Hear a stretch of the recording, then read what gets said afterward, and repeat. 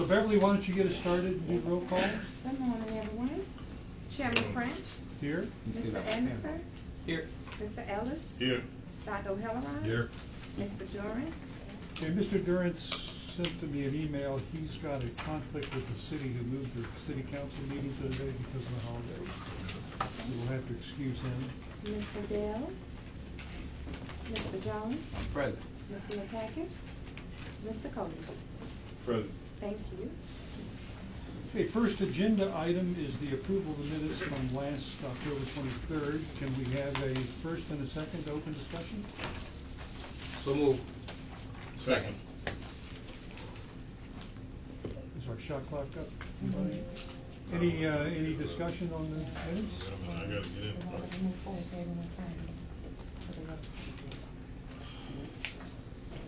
Let me know when we proceed.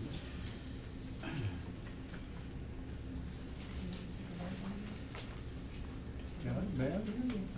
Okay, let's go ahead and vote without the. Okay, all in favor of approving minutes? Aye. Say aye. Aye. Any opposed? Motion carries. So next up, Curtis, is two presentations, one on mobile ticketing and one on the legislative agenda. All right, so Grant Sparks is going to give the mobile ticketing presentation.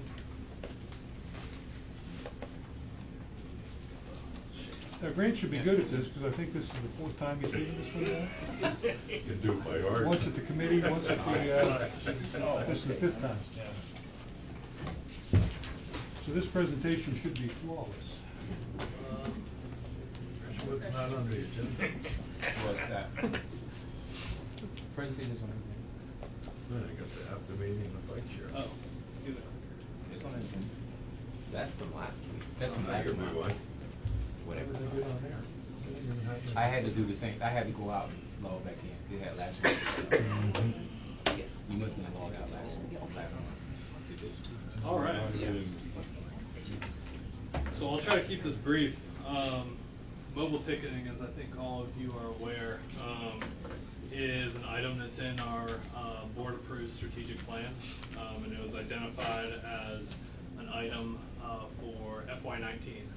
So we are moving forward with mobile ticketing, and later on in this meeting, we're going to ask for your approval to release an RFP for a mobile ticketing platform.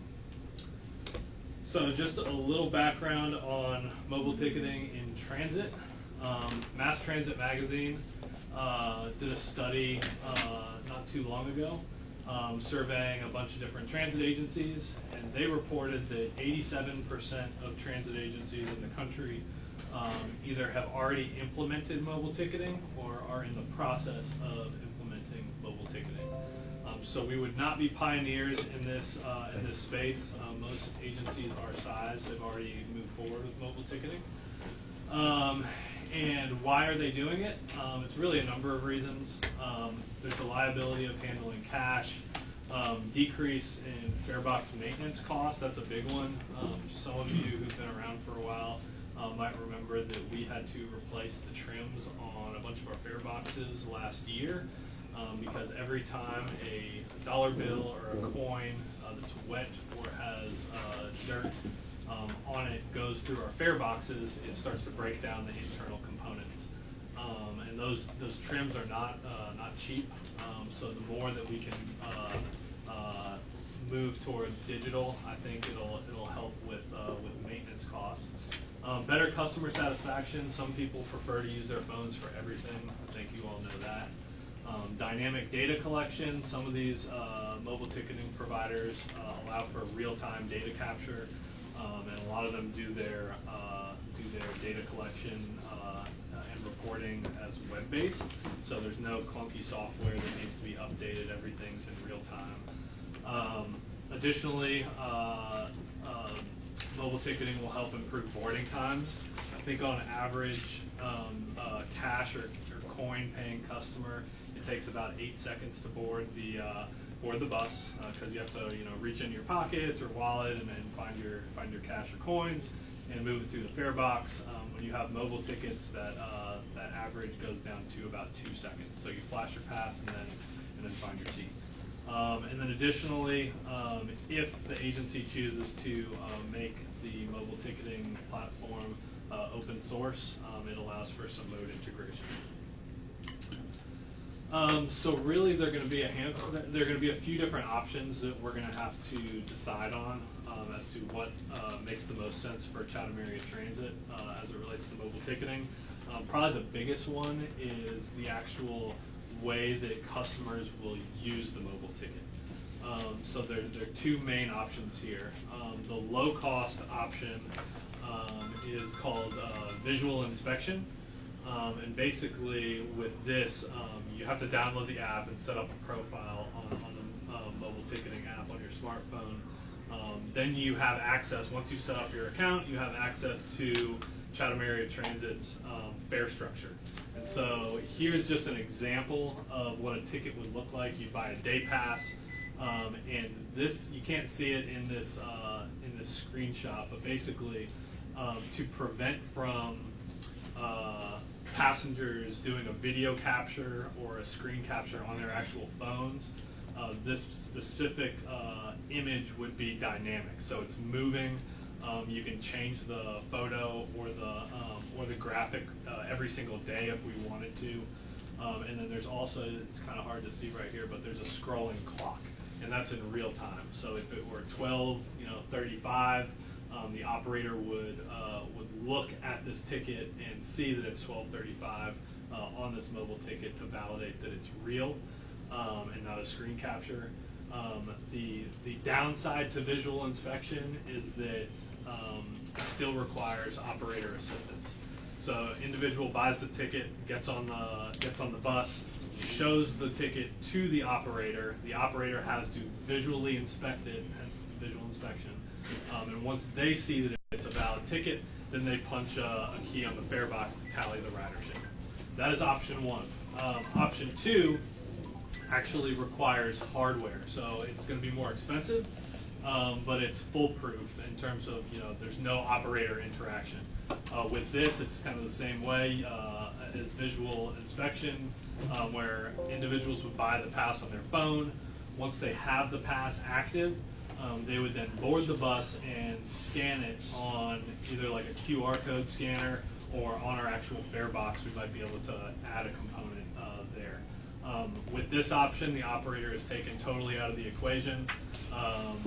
The passenger will scan the ticket, and it will read green if it's valid, or make a noise, or a combination of the two. So in committee meetings, we talked about both of these options. I think there seemed to be consensus of us moving towards hardware because it takes the operator out of the equation.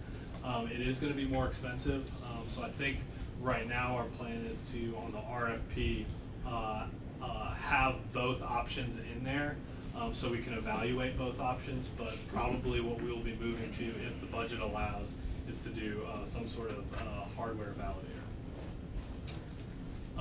Additionally, we're going to have to decide on how much data we're willing to share. If we make the mobile ticketing platform open source, it kind of opens the door to different integrations with other mobile apps. I listed a few up here. Google Maps allows for open source integration. This one down here might not be familiar, the bottom left, familiar to all of you. This is the Transit app. Basically, they take all open source information provided by transit agencies and display it on their platform.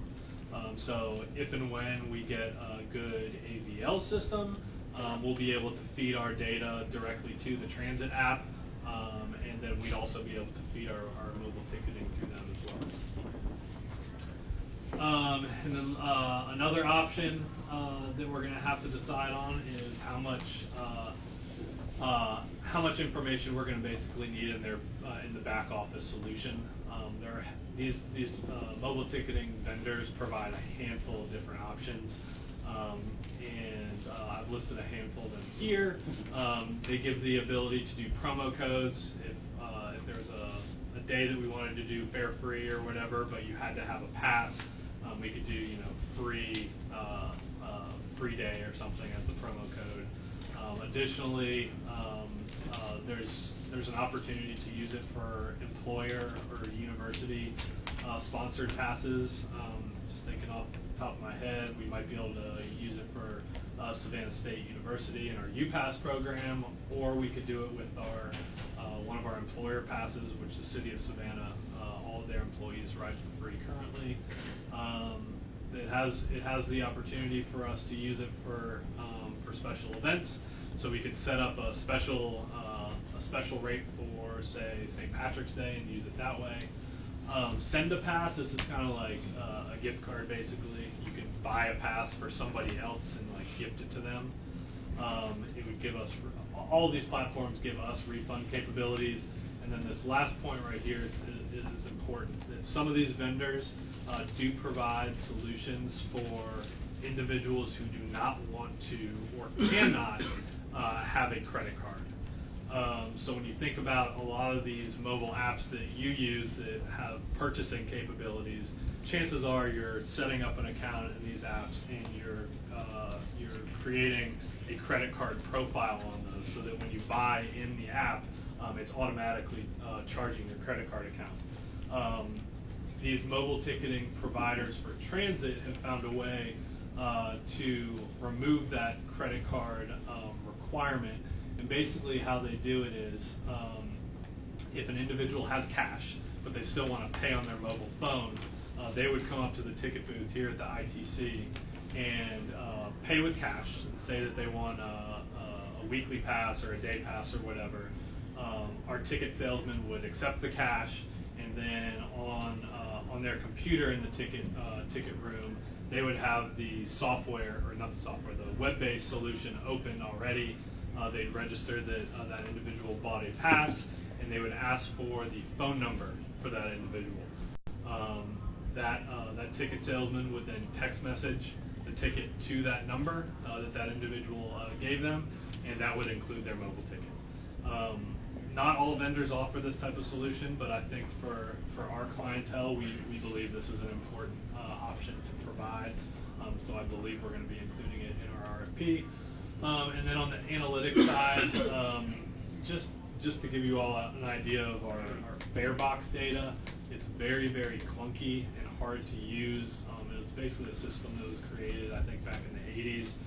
Mobile ticketing is dynamic with their data collection. And it's very user-friendly. You log into a website and you can query, by day, by type of pass that's used, and then a number of different characteristics. Some providers are even offering origin-destination data. I won't mention any of the vendors by name, but some of them have said basically when you set up an account through the mobile app, it will ask for GPS location services to be turned on. If you do turn it on, then the app is essentially tracking where you're going. It's anonymous data, but that would give us the ability to actually figure out where our customers boarding who have a mobile ticket and where are they getting off. Our APCs do tell us, generally speaking, system-wide, what bus stops are being used and what bus stops are not. This takes it to a whole nother level by tracking at the individual. You can actually see people, one person, where they got on and where they got off, their entire trip on transit. So we think that's an interesting opportunity to get that data as well. And then last but not least, on the pricing side, there are a handful of things that are going to determine the cost of mobile ticketing. First, we're going to have to decide, and there was some discussion again in committee meetings about this, but whether or not we want a custom app, so one that's branded from start to finish, CAT, that's going to be a little bit more expensive, or an off-the-shelf app where basically you would download this mobile ticketing app, and then when you initially download it, it would only be one time. You'd have to choose which agency you want as your favorite agency, and then it would default to that agency moving forward. But it is one extra step, and the branding wouldn't, from start to finish, it wouldn't be CAT. So the good part about that option is that those off-the-shelf apps are pretty inexpensive. and they could launch them pretty fast once the contract is awarded.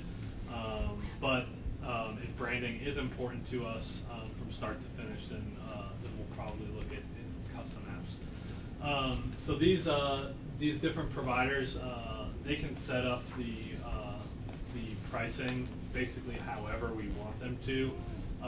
Not a whole lot of them are charging annual licensing fees. Most of them do transaction fees. And so to give you an idea, we're anticipating somewhere between 5 to 10% on every transaction. These vendors will collect that revenue. So to give you an idea of what that means, on a monthly basis, we get about 200,000 paying customers every month with our fixed route system. On average, the customer pays about $1. So we collect about $200,000 of fare revenue. That's rounding a little bit, but $200,000 a month on fare revenues. And then you have to estimate, okay, how many of our customers are going to move towards mobile ticketing? If you estimate 10% of our customers are going to choose to use mobile ticketing, that would be 20,000 passengers a month, or $20,000, and then a transaction fee of 7% roughly would come to about $1,400 a month. There are a lot of variables there. That's just total high-level estimating, but somewhere between $1,400 and maybe $2,000 a month is what we're looking at, and that's hitting fare box revenue would be where the monies will be taken out of. As far as implementation goes, these vendors they claim to turn around their product very fast. I mean, everything they do is virtual, so they've claimed that it can from contract award it can take days, not even weeks.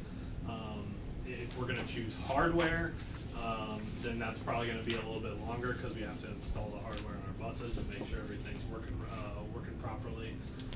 And then we also have to work with finance to make sure our accounts are set up on the back end to our satisfaction. But I guess what I'm trying to get at here is that it's not going to be one of these procurements where we award a contract and then have to wait 6 months to launch. This is going to be pretty fast. So again, this was in the strategic plan that you all adopted for FY19. So we're eager to check this off the list before July. And with that, I'd be happy to take any questions. Thanks. Who installs the validators? Us and the company? That's a good question. We're trying to get the system set up. Yeah, we're still not up on the Okay, Chester. Oh, I'm sorry, go ahead. Thank you. It didn't come up, that's why I asked. Help me get Ms. Lou, who is a paraplegic who drives her wheelchair to the bus stop. That's at West Gwinnett and Barton every morning. Does not have a cell phone, does not use computers. How do we get her into mobile ticketing? If she does not have a smartphone, then she's not going to be able to use this. Then how's she gonna ride the bus? Well, we're not getting rid of cash. We're not getting rid of our smart cards. This is something additional that we're adding to our fare structure. Okay, so she can ride how she's currently riding, and we're not changing anything. We're just adding on a new amenity. So you won't be able to take out the operator. Somebody's got to receive her cash, or the box got to receive her cash. Yeah, we're not getting rid of the fare box. Everything is staying the same. We're just adding this component for individuals who do want to pay with a smartphone. Yeah. I'm through. Mike? Just my original question about the validators. Yeah, I'll probably need to work with Steve, our maintenance director, on whether or not we want to install hardware. Well, first we need to decide if we're going to do the hardware. If we do the hardware, then we'll have to talk about whether or not we want to do it. This is probably something that we're going to include in the scope of and work. warranties usually aren't covered if you self-install. Yeah, and I guess we'll just have to figure that out while we put the scope together. That was all I had. Okay, Beverly?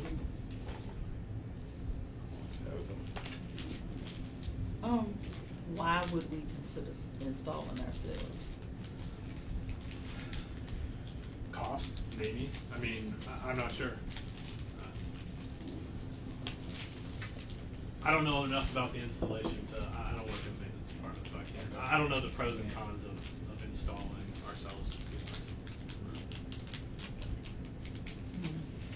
Seems like we would jeopardize our warranties and things Yeah.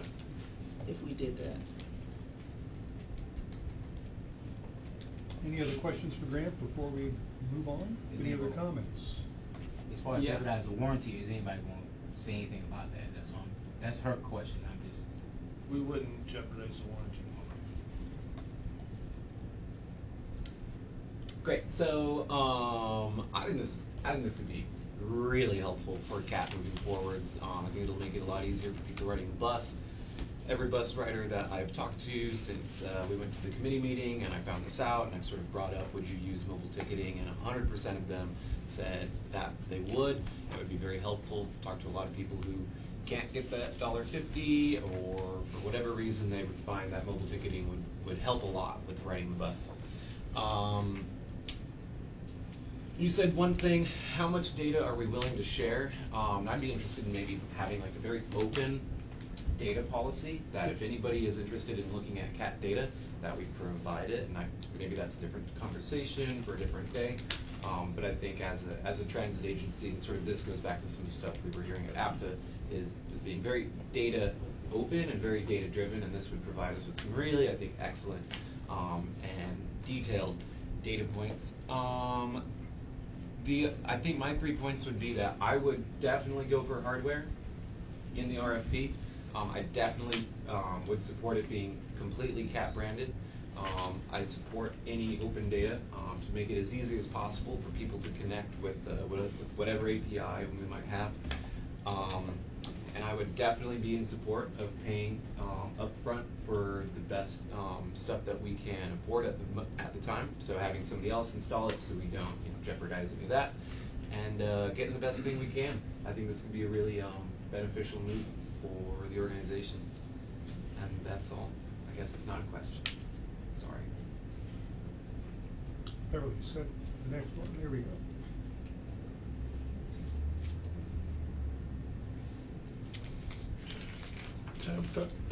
Tabitha asked, and you said, and then Curtis said we wouldn't jeopardize the warranty. So now if the company we're buying this from says that the only way you don't jeopardize the warranty is they install it, we're going to have to pay that installment fee. Is that what you're saying? Yeah, we would have Rather to. than install it ourselves? Absolutely. But from the beginning, we going to talk about, he said he'd get with Steve so they could install it. So we don't know, we don't have enough data as to how companies will they allow us to install. We would have to see everybody's responses to the RFP and how they outline the implementation of the program and what they do as far as install or they ship the product or whatever, how their warranty works. We have to analyze all of that per proposed response, and then whoever we decided to award it to is the best scenario for CAT. So all of the information is going to come back to us before we make a decision. Absolutely. Okay. My next question, and I'm concerned when we talk about sharing the data. All right, it can't be just open. Okay, because even Georgia Power got hacked.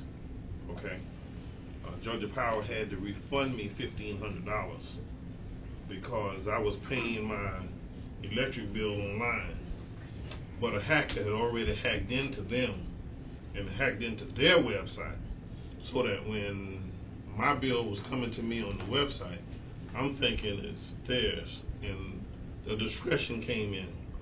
I questioned what they were doing, and I said, well, it says if I want to pay my bill, click here. They said we don't have a click here on our website. I said, yes, you do. So no, we don't. I said, yes, you do. And so I gave them permission to look at my computer, and they found out that somebody named DOE or Deal somebody had already hacked them, and I've been paying these people. See, and I've been paying these people because I just go pay the bill. So now, how are we going to? What mechanism will we set up in place that people's information and CAT's information don't get hacked. Because you got some of the best hackers out there who hack for any kind of reason, even just to have fun. Sure. So you're talking about data now. Yeah, I don't necessarily think open data means that everybody has access to our server. I think it's more that we're willing to share our data with other companies like Google, and that would have to be through It's an open source purposeful API. send to them. So it gives us the ability to integrate with other apps. We wouldn't be sharing any personal information, but in the RFP, we'd probably ask, what security measures does your company follow to ensure the protection of individuals, account information? I'm pretty sure we would include that in the scope. But in terms of when we talk about open source data, we're not talking about making everything open. It's just like making the app open source so that it can integrate with other apps. If you've ever looked at, trying to think of some examples of apps that have different integrations. Facebook has tons of apps that they integrate. But they get hacked. Yeah. Right. I mean, obviously, cybersecurity is a big part of this, especially when you go to the back office and people put in their credit card information and buy the passes. It's a huge part of that. So that means their personal information can get out. Absolutely, but specifically for open data, the word open data is a little bit vague. It's more about us sharing our data of where the bus is and things like that. But as far as data from personal information, that would have to be covered under cybersecurity blanket. And when these vendors respond to our RFP, we will analyze what they have in place to protect that information. Before we even award a contract, that'll be graded. So and it's a huge part of the grade because, as you say, everybody's getting hacked these days. So my question is still the same. What steps will we put in so that even though the vendor has steps to keep from getting hacked, there should be some kind of blanket we have. Yeah, we have for not getting hacked. We have cybersecurity in place now, but we would have to get with our IT vendor to see if we need additional for this platform. And if we do, then we'll have to get it. Okay.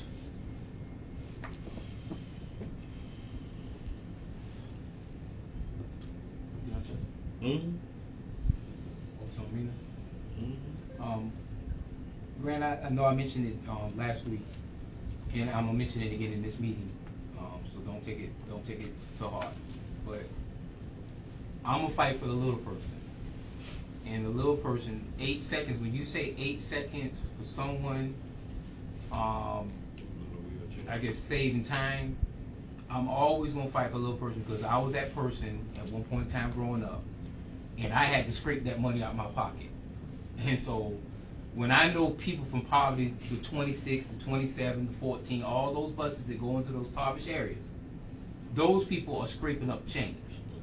So we got to be careful about how we talk about that. And I understand we want to be efficient, but we also want to understand that at least 30% of our clientele are people from poverty. So this is not going to work for them. And I understand that's why I said make sure we have alternatives to it. And I also want to be clear that that population doesn't deal with credit or credit cards like everybody else does too. So let's be clear. This is not going to transcend us. It's going to make us more efficient, but it's not going to transcend us. Right. So I want to make sure that's clear. And the other piece is, and we kind of miss it because we kind of have long meetings, but the fare box. I truly don't believe in the fare box still in its current state. And it's no knock on anybody, but I still get on buses and still see people fighting with the driver or whatever case may be and not being able to put the current fare in. So we're not getting the current fare in, and we're talking about transitioning to this. Are we going to still have those issues and those problems? Because our job is to also get that fare. And if we're not getting those fares in like we should, then we're losing out on opportunities as far as money is concerned there too. So, I mean, I like the idea, I like modern day technology, but we also have to understand the population we're serving. And a lot of it is not tied to the population we're serving. So I would like us to, mobile ticketing is good, but let's look at some other opportunities we can start talking to people from poverty and people in those kind of situations and make sure it is granted for. Even making sure we have units where they, not just in 14 and here, but places where they can get that other kind of car that you talked about. Mhm. You know, I would be more gentle to us doing that kind of thing versus just focusing strictly on this. And I understand this is our idea and opportunity, but let's think vast and not just on this piece right here. That's all I had to say. Hey, Tabitha, you're Oh. up and last. Chester had touched on it. I'm concerned about our cybersecurity. And I don't know if you're gonna present something later on about what the plan is for security going forward. I think we should have a cybersecurity plan, you know. I mean, everybody get hacked. The city got hacked, everybody got hacked. So, I mean, I think we should have some sort of, you know, what is our update going to be for the coming year? How are we going to, because, you know, any part of the system could be hacked. Somebody could get an email. You know, are we pre-screening emails before they come in? Do we whitelist? What, especially if we're talking about sharing data. Mhm. And I'm not really sure how big this data thing is. That was something else I wanted to know. Are we specifying the limitations of data? Are we willing to give ridership information in that data? I mean, like the riders' names? No. Just how many people? Yeah, we wouldn't share the names. And we can certainly come and back to the board with a cybersecurity plan. Yeah, and then we should have a policy for what our data sharing policy is going to be. Like, we're not going to sell your name, and we're not going to, and we should have all of that for us to, excuse me, I'm sorry, be comfortable. Okay then, Grant, I guess this was your 5th time, so very good. Thank you again. So Thanks, Grant. we want to emphasize that this is only an RFP, and they're going to be coming back to us with a lot of information, probably which is going to come through committee meetings again before we bring it to the regular board. So you think we'll see the RFP before it goes out? We'll No. see the RFP, but we'll see the contract before it goes out. Well, we can't see the RFP to make sure it's written according to what our questions are. I think RFP's not in. That's what we're voting on, I guess. Yeah, the RFP If we have any later on concerns on it, in action. we vote on them then. As I told you all when y'all changed this meeting Tuesday, that I had other things scheduled, so I would be out of here. It's on the. Did we change this meeting? Oh, yeah. Yeah. Don't worry, I got you covered. Okay, Mike. Change color. Okay. It's not. All right. Okay, on the subject of long meetings, I do want to say something here on this, because this presentation could get long, and Mike, I'm going to ask you to shorten it. But I want to remind everybody that we had a legislative workshop where Mike went through this in detail. So it was dramatically attended by 3 people. So this presentation we're going to do here again is a repeat because we didn't have really much participation at the legislative workshop that we did. So when we begin to talk about long meetings, this is something that is going to add quite a bit of time to our meeting today. And I'm going to make the push a little bit that we can begin to have more participation in the committee meetings and the workshops. Because both of these presentations that we've just seen have been given. And the purpose was to give them before we got to the board meeting so we could get a lot of the questions out of the way and a lot of the concerns. And so for me, for example, I've now listened to his presentation 3 times, and this will be my 2nd time through with Mike. Well, let me just say for me, and Mike, hope you don't take this vainly, but I'm just saying I don't need to hear it because Mike does not vote. Mike does not have any connection. If we want to have a legislative meeting, we should have it with the people who are going to vote. We should have been in Dublin when Tana and those who were running the transportation thing. They met there for 2 days, the 30th and the 31st. We should have been there making our case. Mike can go up and he can fight for us and do everything else for us, but when it comes down to it, our legislative delegation don't even support us when it comes to transportation. So those are the people I need to talk to. I don't need to, and so for me, I really don't need to hear this. And I'm just being frank and honest and how it is, because it says nothing. I was just with the Coastal Regional Commission, and I'm telling you, what you're hearing is not what they're pushing. What they're pushing, and I brought this up in that meeting, there are 4 counties that's going to get left totally out of the monies that they're talking about legislatively. And Chatham County is the biggest one of them all. So if we don't deal with our legislators, all we're doing is spinning our wheels in the mud. And with that, I have to go. I got a question. So the legislative meetings, because I didn't know those were, I should be going to those. It was a workshop. Yes. It was a workshop. We all come to workshops. All right. I'll call you out. Very cool. I didn't know if I was supposed to be going to those. I thought it was more Yeah, like. everybody. All right. Everybody comes to the workshops, and the attendees were myself, Jay, and Petrie. Okay. Cool. So, Mike, with that introduction, do the best you can. I will, and I was in attendance. And I want to thank you for allowing me to have an opportunity to come in and give a presentation on this. This is a slightly revised presentation from the one that I gave to the committee. It is shortened, and it also reflects state-of-the-art in real time based on what transpired last week at the General Assembly, so that we have a little bit better understanding of where we're going moving forward. Basically, for the 2019 session, focus is going to be twofold for us. One is going to be rural transit, one is going to be other urban transit. The session starts January the 14th and runs through March, whatever, probably the last day in March, basically is where they have been. We know now we have Governor Brian Kemp. We know we have Lieutenant Governor Jeff Duncan. We know we have the Senate President Pro Tem Butch Miller, who is returning. But in a surprise move, the Senate voted to place Mike Duggan in as the majority leader. David Ralston will continue as the speaker, John Burns as pro tem, and Jan Jones will continue as the House majority leader. January 14th to 19th will be will be ceremonial with swearing in for the governor, all of the new members, organizational things that will go on in both the House and the Senate.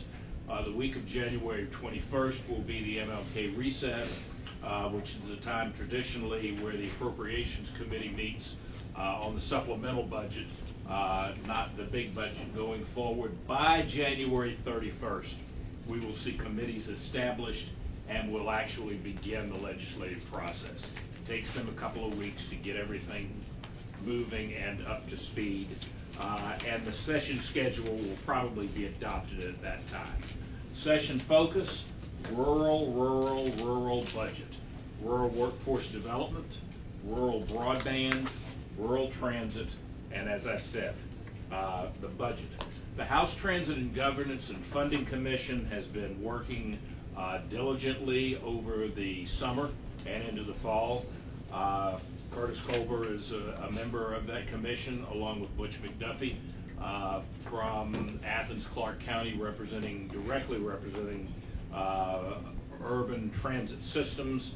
They are working on developing a legislative package.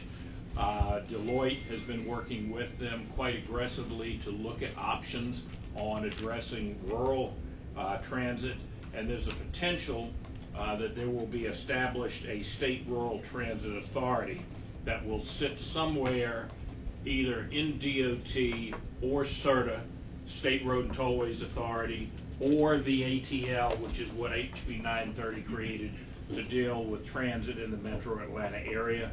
They're looking at establishing rural transit departments within the RDC structure for coordination, planning, and implementation of services for education, healthcare, and workforce development. And this is a snapshot of what Deloitte was talking about. Basically, they're talking about this Consolidated Rural Street Transit Authority.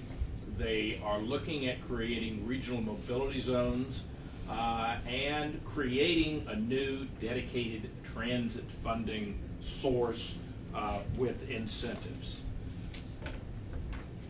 The Rural Transit Authority would be led by an executive director, and then that would trickle down into the RDCs with a staff person from the State Rural Transit Authority being responsible for transit issues, rural transit issues, housed within the RDC but not within the RDC itself. And as such, these mobility zones would come up with plans on how to move people around from the rural areas into the urban centers and to the urban systems.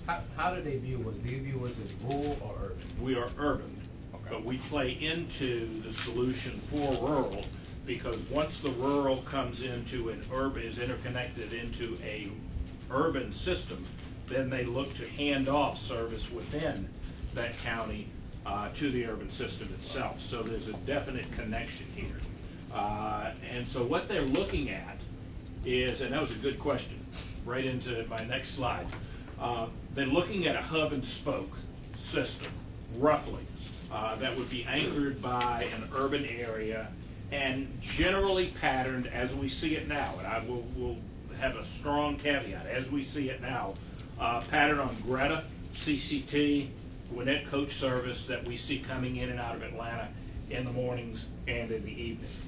Perhaps, and this is a work in progress, because there is some concern within the 12 RDCs that this will either utilize the RDCs, or there may be a recommendation to restructure this rural transit animal, if you would, that would not be the RDC districts, which is generating a significant amount of conversation. So the hubs will be based on the regional district areas? The hub itself would be the urban system. So that would be Athens, Clark, Savannah, Augusta, Macon, Columbus, Valdosta, Albany, may have left Gainesville, may have left one out. But that's the basic concept that we think they are looking at right now.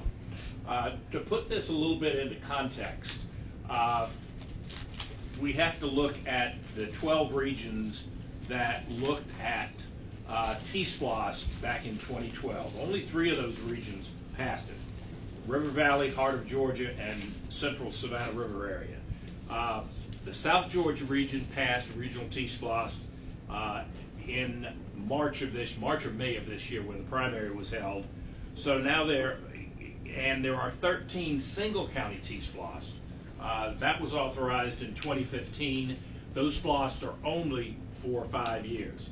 I would hasten to point out that most of these contain very little or no funding for transit. They're primarily roads and bridges with a smattering of money for airports. Bryan County and Bullitt County implemented a single county T-SPLOST at the same time, and as an outlier, Ware County in which is Waycross, has both a regional T-SPLOST and a single county SPLOST. So they're able to collect 2 cents. What we're looking at essentially is a number of changes to House Bill 930. One would be the necessary amendments to set up whatever the rural structure is going to be. And while we're thinking we know what that is going to be, we probably don't know at this time, and won't know until the next meeting of the House Transit Governance and Funding Commission, which, Curtis, I believe will be sometime in mid-December, if I'm not mistaken. There will be an amendment to delete the 2-county option. If you recall, HB 930 created an option for counties to run a transit SPLOST outside of the ATL, outside of Metro Atlanta, but it requires 2 counties to pass that, which is very difficult, highly unlikely in this region, and in canvassing all of the hub systems around the state, basically none of them see this as a possibility, because while the urban center, the urban hub most likely would embrace this, the rural areas surrounding them probably would not, because they're not at the level that they need to have that level of service. So we will have an amendment to change that 2-county option to a single county option, and I will be, as promised at our committee meeting, I will send you what that language will be and how that will look. It basically just takes out the 2-county language and changes everything in there that refers to that to a single county. The other item of language that will be added is that, very similar to the transit SPLOST being levied in Metro Atlanta, whereby those counties have to submit their long-range transit plan to the ATL board for review and for it to be blessed as being acceptable. Whatever plans counties that were outside of that area would come up with to levy this tax would also have to have a long-range plan, which would be either a 20-year plan or a 30-year plan, which would have to be reviewed by whatever is going to be the reviewing agency for state and rural transit plans, whether that is CERTA or whether it is what we're called the little CERTA, which would be the State Rural Transit Authority. We don't know right now, but all of the success of this language is going to be tied to the rural transit plan. Supplemental transit funding is always going to be a problem. It has been a problem since day one. What we have seen is $100 million several years ago, whereby CAT was able to access close to $12 million to buy new buses. The governor committed $100 million this year to transit. All of that went within the metro area to BRT lanes, up 400. But what this commission is looking for is a sustainable source of funding that can be there for transit moving forward. They're talking about the potential for Uber, Lyft, ride-sharing fees dedicated to rural and other transit. They tried that with HB 930. It did not work. They're prepared, at least at this point in time, to make another run at that. There's no current state tax on Uber. There is a local potential for levying that tax, so they could punt and say, locals, you have the authority to do this. If you want to do that, do that. They are talking about the possibility of redirecting the $5 hotel motel fee that was put into place by HB 170 to provide funding. That will turn out to be a dog and cat fight. Because once you open that, everybody and his brother in the hospitality industry is going to try to be in there to eliminate that tax totally. DOT is going to fight to retain that tax because that generates a significant amount of money. So I'm not sure how successful that is going to be. As I say, there's going to be a major battle that looms ahead. So one of our top priorities, again, is going to be amend House Bill 930 so that we have the opportunity to offer to our voters the opportunity to levy, self-levy up to 1 cent sales tax for up to 20 or 30 years, solely dedicated to transit, all modes of transit, including maintenance and operations. Second is the excise tax on diesel fuel. HB 170 allowed the tax on diesel fuel and a number of other exemptions, basically the exemption to sunset in 2015. This now costs CAT about $100,000 a year, and it's basically taking money from one public entity and shifting it over to another public entity, siphoning transit funds away for bridges and highways. And yes, we needed the money for bridges and highways, but transit needs that money as well, and it applies to transit systems, public school systems, and the university system. So we're not the only ones that are getting gigged with that. We are going to be part of an effort to pass legislation to reinstate the excise tax permanent exemption, and the strategy as it stands now is that since Delta Airlines has to go in January and have their jet fuel sales tax exemption continued beyond June 2019, since that is a fuel tax and this is a fuel tax, I think the best opportunity to do something to move this forward is going to be to amend that bill so this would ride with that. That will be a very strong legislative initiative. Single county transit SPLOST, which really is what we're talking about in the future. We do have solid support from the delegation. We have Representative Hitchens and Gilliard on House Transportation. Representative Stevens and Gordon are strong on this issue.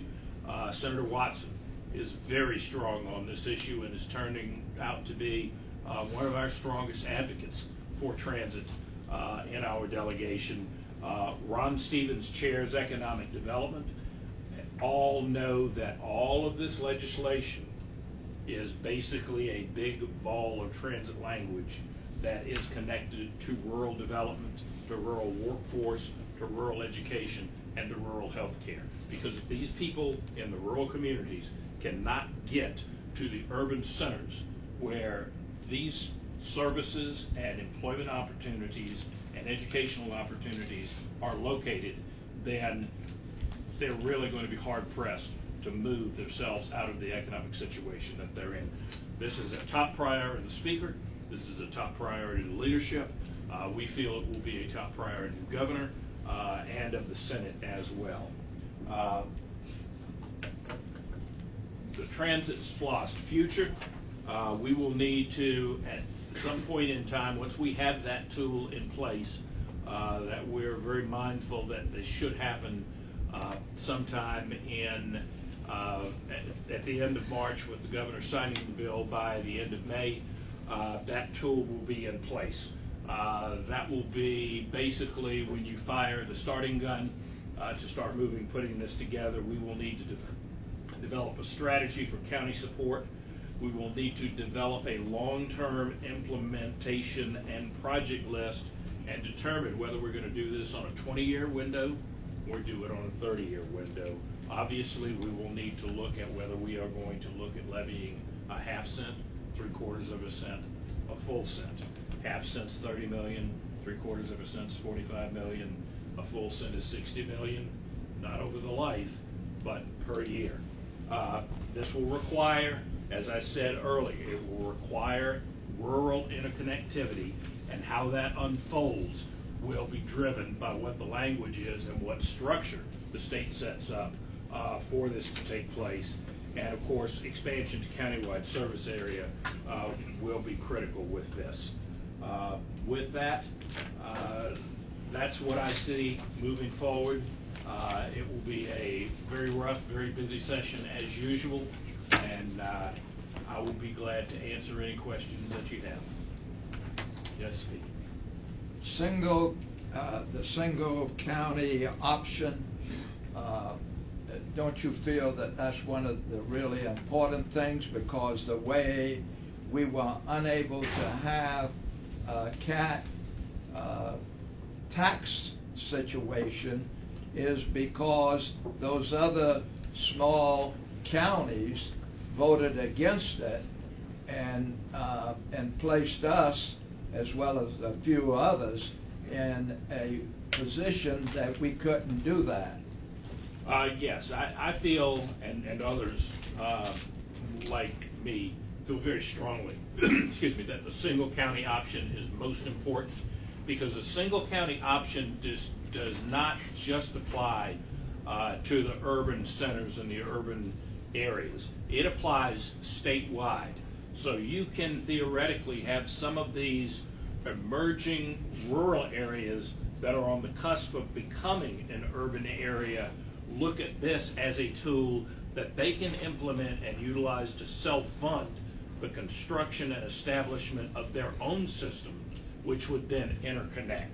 So there are really a couple of tools out there that could be used, but if the state tool for funding for transit does not come about with the single county option, the local communities have that tool that they can use to lift themselves up by the bootstraps in terms of trying to provide transit services to their citizens. Okay, Dr. O'Halloran. Yeah, who isn't with us on this in our delegation?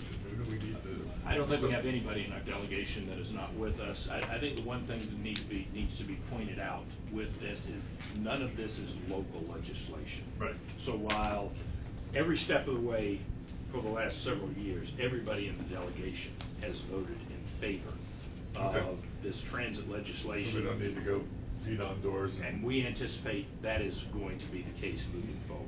Okay, well, that's good to know. Okay, I think Pete already spoke. Any other questions for Mike? Thank you, Mike. Thank you very much. Thanks, Mike. Thanks for allowing us to represent CAT up at the state capitol, and happy Thanksgiving to everybody. Thank you. And good luck this session. Thank you. And we will be calling on you soon to come up there. Comes up quick. You're going to get the delegation to meet with us when we come up Yes, there? we will. Okay, Curtis, and let's move on to some action items. All right, so we have staff report approval for the RFP for mobile ticketing solution.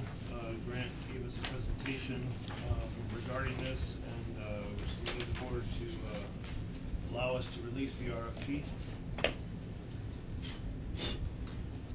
Okay, we've already, I think, discussed this, but I'd like to open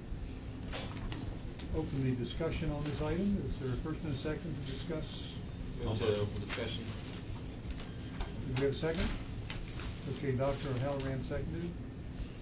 You taking it, Mike? Yeah. Okay, if we have no discussion, can we move to a vote?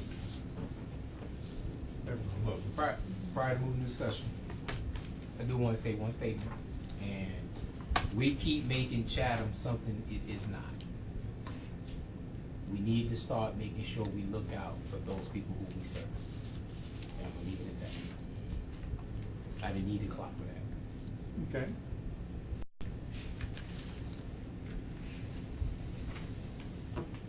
Okay, then, like to entertain a motion to vote. Do I have first and second? Second. Okay, all in favor, vote aye. All opposed, vote no.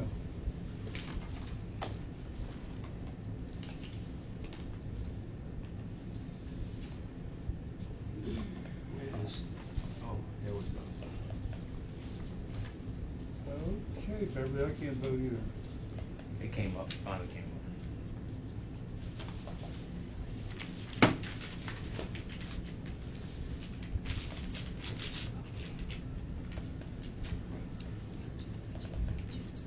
I did that.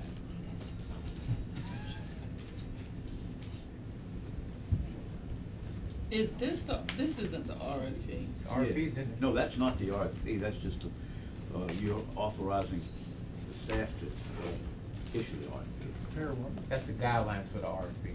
Yeah, they haven't written it yet. It's not written yet. Give it that to you. You can see it.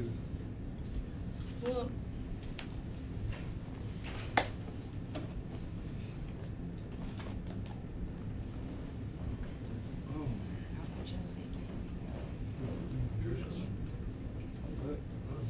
So who we missing?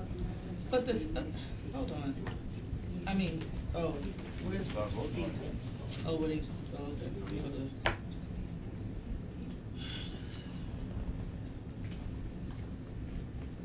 So the stuff that we discussed about confidentiality and everything, is that gonna be added? How do we know that's added? That's not gonna be in the RFP? Don't they have to provide, aren't we gonna want their policy? To know what their policy is for the information? So basically, yeah, that's what you're saying. That should be included in the RFP. All this says is we're given the approval to do a request for a proposal, but we don't have the language in it. We don't have the language in it, what we're requesting. So when do we know what that is? We don't We have to won't. know, because if we approve this, then they can just move on with a request for approval on the mobile ticket solution. Commissioner Adele, once y'all give approval for the release of the RFP, staff that are involved in the expertise of this area will meet and develop a scope that will include all of your concerns. It will read like the vendor must provide cybersecurity options, installation options, and equipment that meets our minimum requirements. Okay, So can we this just is- get a copy? But it's Yeah, not, but yeah, it's not but it will- mandated for that It to will be happen. 2 to 4 weeks after you approve it, and then the scope is developed, it's put inside a compliant template. Right. And it's issued, and it'll be on the website, it'll be Right. available, give you and a we copy. can send But you the a s- copy. Okay, Yes, but the, yes, but ma'am. the things that we asked about, those will be included. Yes, ma'am. Yeah, the intention is to make it comprehensive and make sure we get what we need by protecting all of CAT's risk, which cybersecurity is one of the major ones. Yes, ma'am. But it doesn't have to be.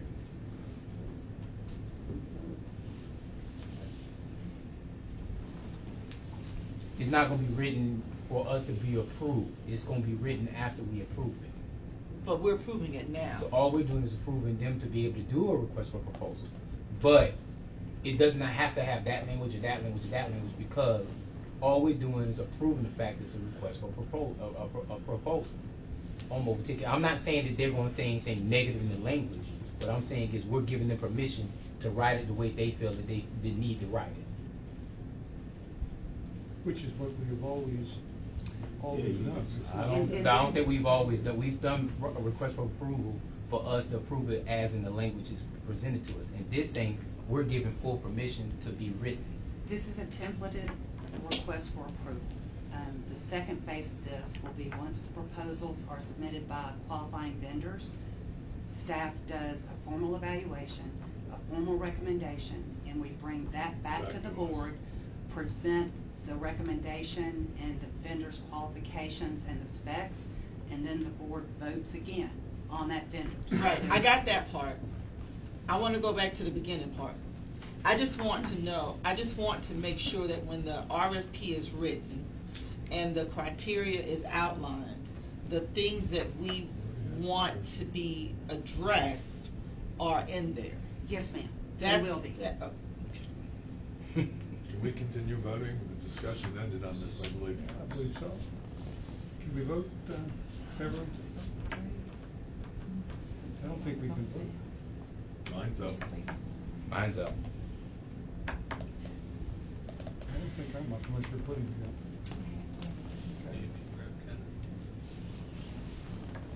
Yours didn't come up? Okay, getting tedious here, guys. Yours didn't come up? Hmm? Yours didn't come up? Anybody's not come Well, up? she picked me up. Okay. Mine's up. What about Chester? Chester wouldn't. Yeah. And Bill. Well, Bill wouldn't be. It takes us about 10 seconds to raise our hand, and it takes us 5 minutes to vote on a computer. Who we waiting for? So who we waiting on? Who hasn't Me, I'm eeny meeny, I don't know. Leave me alone. I'm in a mood.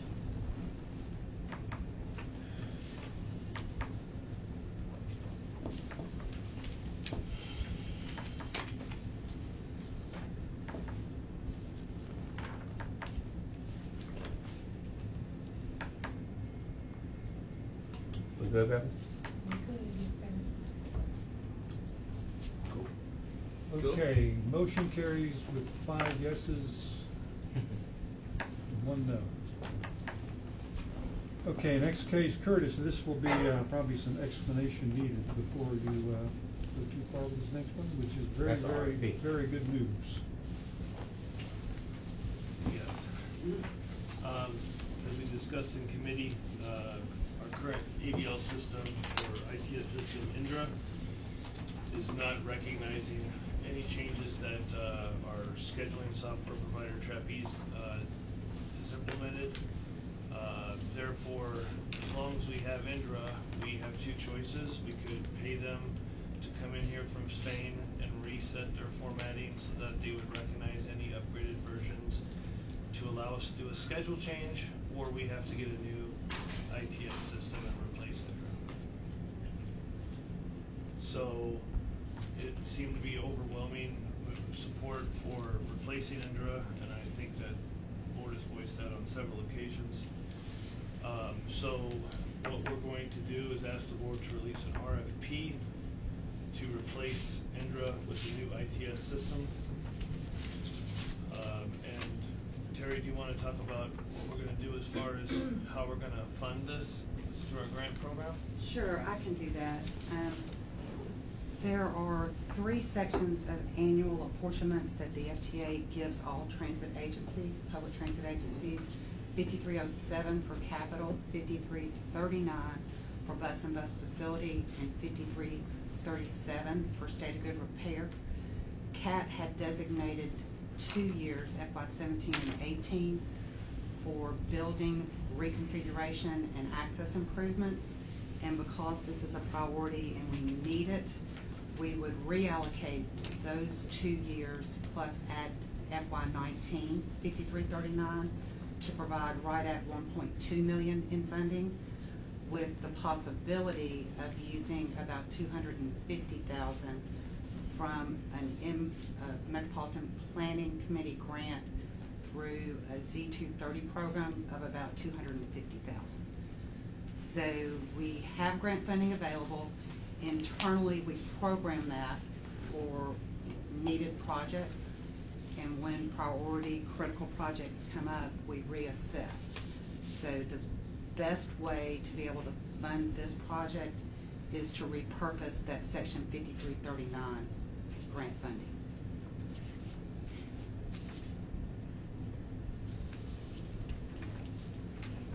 Okay, so Beverly, let's get this shot clock up and we'll open this up for discussion.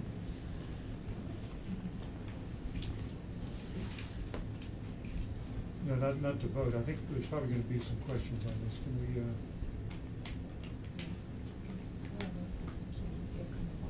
Anybody got okay, questions? do we have any questions on this before we ask for motion to vote? No, I don't have any. Sooner the better. Okay, then let's, I'd like a first and a motion. second to vote. Second. Okay. So, Beverly? I still can't vote.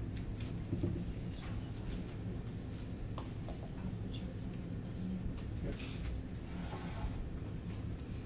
Vote now. Yes. We can try.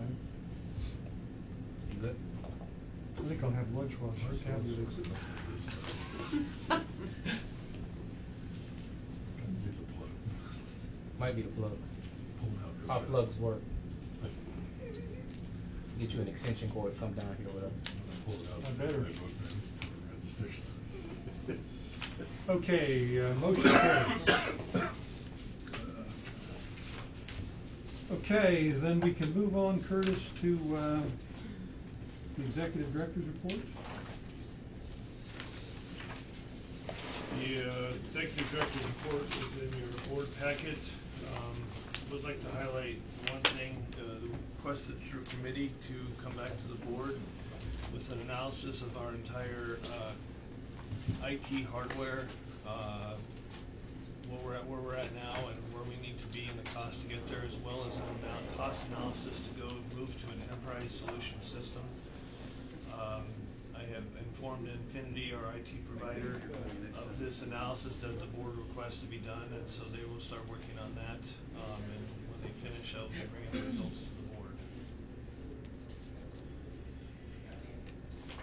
Curtis, we've got, maybe some new members here on you being on that state committee. I think you ought to tell, the ones that don't know that, because it makes a big difference about you being on that committee, which helps us here. So the House Commission on Transit Governance and Funding is a commission that was set up by the House of Representatives in the state of Georgia, anchored by Speaker David Ralston. And of the 14 voting members on that commission, several of them are politicians, several of them aren't. Only 2 transit agencies were allowed a voting seat on that commission, and one of those seats is myself, and the other one is Butch McDuffie out of Athens Clark. So that commission had 3 goals. The first goal was to establish a Metro Atlanta system that basically is seamless, and they came up with the ATL, and they held elections for the ATL over the past several months. Their second goal was to connect urban and rural transit outside of Metro Atlanta, and that's what we're working on right now.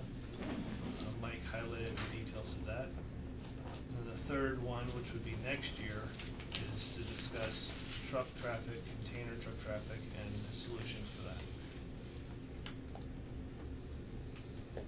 Well, I like that one.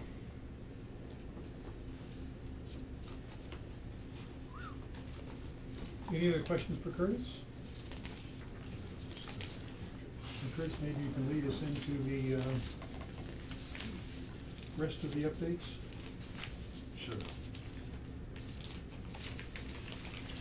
First would be the... So the next one is the service delivery update. Mr. Brown has a couple things he would like to discuss on that. Thank you, Curtis. Good morning, everyone. Good morning. Your service delivery report is in your board packet and on your tablets. I just want to highlight a couple of things, bring you up to date on the rehab on the Florence Martis boat. Today it's going through sea trials. If that goes well, the next step is we're waiting for a letter from the Coast Guard, which is that approves the stability tests with the new calculations that were submitted. The boat went from 129 to 144 passengers plus 2 crew, so that's one of the things they're looking at. After that, the Coast Guard will come in and do drills, and if everything goes well, the boat should be back in service beginning of December. Other 2 boats that are scheduled for rehab, the Susie King Taylor and the Juliet Gordon Lowe. We have a RFP out on the street about 2 weeks now for a naval architect to write the scope for the rehab on those boats. Once that goes through and we pick a firm, we will put a IFB out, and the turnaround time would be March or April when those rehabs would start. The other thing I want to highlight is our personnel for October. We actually hired 12. We had 12 new hires, 8 of which were bargaining unit, 4 were non-bargaining. However, we did lose 5 employees, 4 of which were bargaining, and 1 was non-bargaining. And this time I'll answer any questions you may have. I had a couple just reading through some of the statistics. You had paratransit ridership is down 6% for the month, but up 25% for the year. That's correct.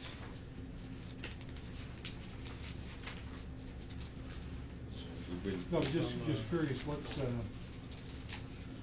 from last year? Is that the hurricane?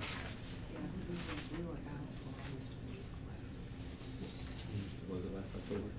Hurricane and Irma. snowstorm. Okay, hurricane, yeah, that's true. Last year we had the hurricane and the dreaded snowstorm.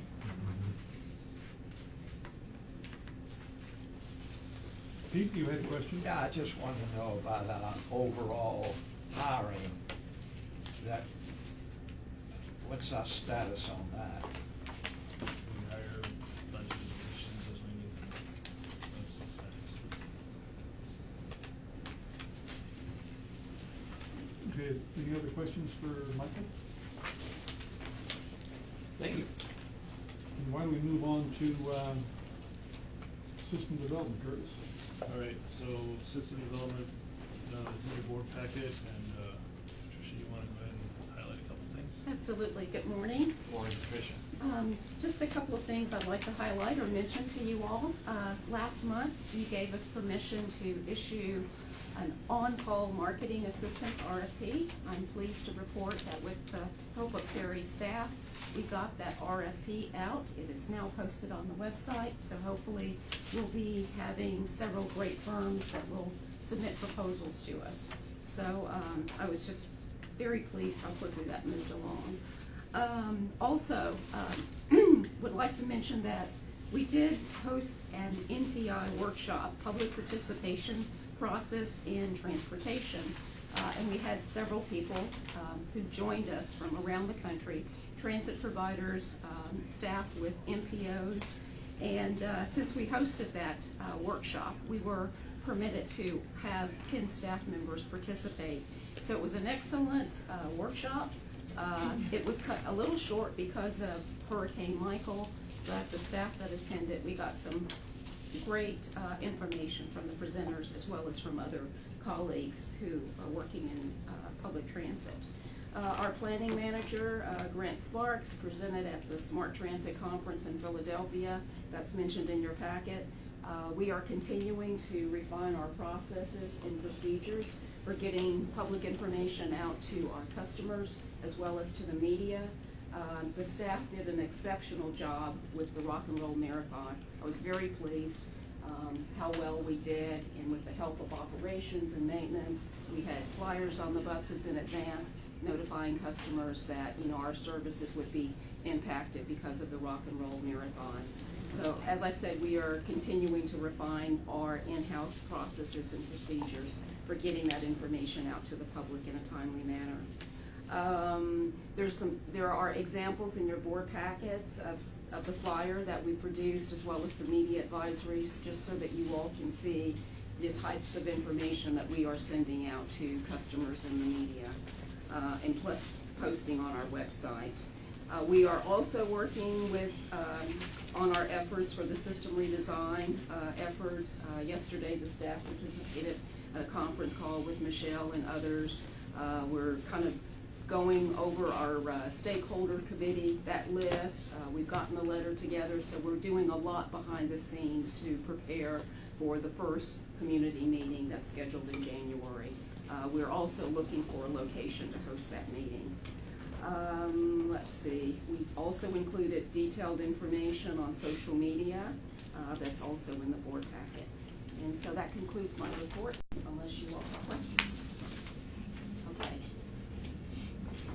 I have some question. So it's great to hear about the transit redesign. I think at the last committee meeting, I asked if the library was on there. I still continue to think that they would be a great partner. Tom Sloan, the new executive director, seems super excited about the libraries. It took 4 executive directors to get to Tom, so hopefully that works. And I think they've got great locations to meet at as well.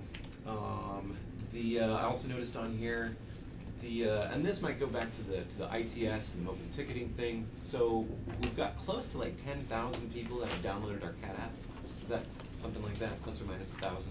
I was thinking it was a little more than that. Okay. The latest report, yeah. Will that app just sort of die and we'll be like, oh, download the other CAT app now, once we get the mobile ticketing and other stuff online? I would think so. Okay. I mean, it's going to depend on... It's like a whole new app. What the vendors offer. When we put out the RFP, what comes back to us, and all of those potential vendors, will be evaluated based on an in-house evaluation committee. So I would think based on their capabilities and what the committee decides. To your question, as Indra goes away, so does the app.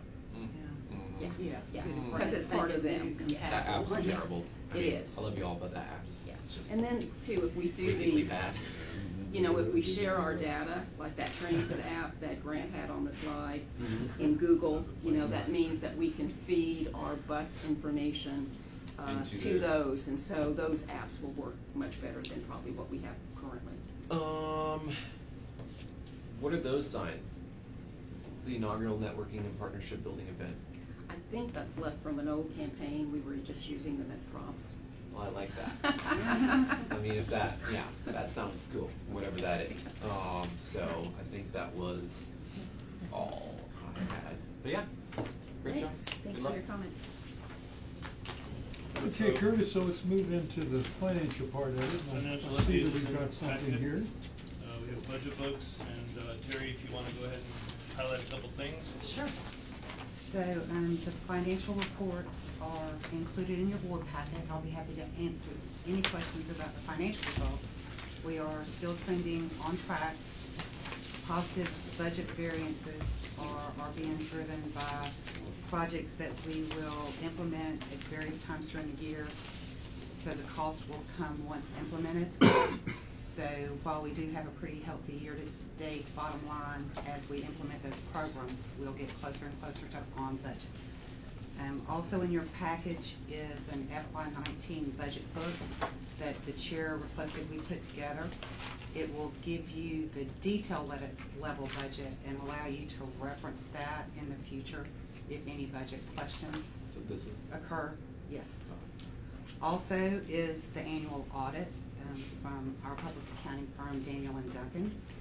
The audit shows a clean audit on the financial reports, and also his review of our grant administration and reimbursements showed no deficiencies, no question cost, and no findings. We are giving you the report today, and we will give you the 30 days in between board meetings to review. If you have any questions before the meeting and want to funnel them through the chair, we can prepare Mr. Duncan. He will be at the December meeting to answer any questions you may have about his annual report. And I would like to just get Terry started in a little more detail with his budget book, because it is really a good tool for us. Because I think that, you know, we don't deal with this every day and tend to forget what's in some of these budget lines. So when you look at any one of these back pages, you'll get the maintenance department expenses, and it gives you the number of the budget, but it also tells you what's in it. So for training, for example, for the maintenance department, it will give you the registration, the staff development, the meal lodging, and so forth. So it's a good tool for us all to not only to see the numbers, but to see what major assumptions were into the budget and what major categories go into different lines, because all the information we get is pretty summarized, and this will tell us what's inside it. The next year, Terry's promised she'll have this done by the day after the budget is completed. I don't remember any such promise, but we'll get on that. We'll put it on our list. Okay. Assuming these gas prices going down is good news? It is good news. That is one of the dropped down a bit. Yes. So we used a budget amendment to kind of increase our fuel budget because we were seeing increases outside of the 1% that we planned for. And with the downward trend, we have a little bit of hope of remaining on target without cutting other areas. Are we down to almost to the 1% yet, or are we closing in on that? The budget adjustment would put us even. If it goes up anymore, we're still going to have a deficit that we're going to have to make up with cost containment measures in other areas. Okay. Yeah, crapshoot of gas. It is.